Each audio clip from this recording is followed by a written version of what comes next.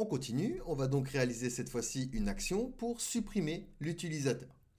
Donc je me dirige dans Action User et ce que je vais pouvoir faire, c'est dupliquer ici mon action.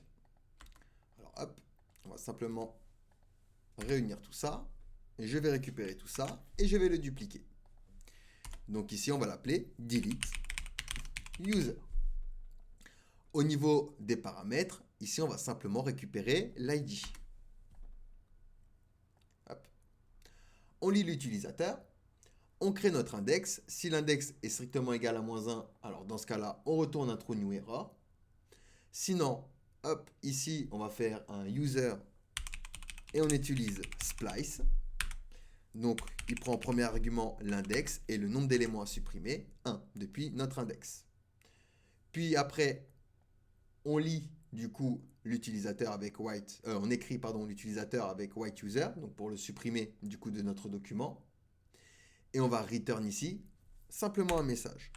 Donc par exemple message user deleted. Maintenant, je vais pouvoir me diriger sur ma page principale, là où il y a mon bouton supprimer, dans Action. Et je vais me diriger au niveau de la fonction handle delete. Sauf que, déjà, on va importer notre action.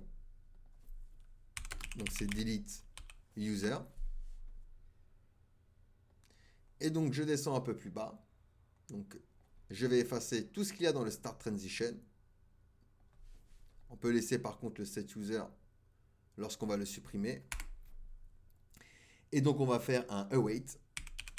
On attend que la promesse soit résolue et on utilise donc notre action. Donc ici, delete user. Et qui va récupérer l'ID. Ce qui fait que maintenant, si je supprime Marie Dupuis par exemple, hop, je l'ai bien supprimé. Et au niveau de mon data.json, vous voyez, il a bien été retiré. Et donc on l'a bien réalisé depuis notre action et non notre route API. Donc voilà pour l'action pour delete des données. Allez, posez-moi des questions si vous en avez. Sinon, nous passons à la suite.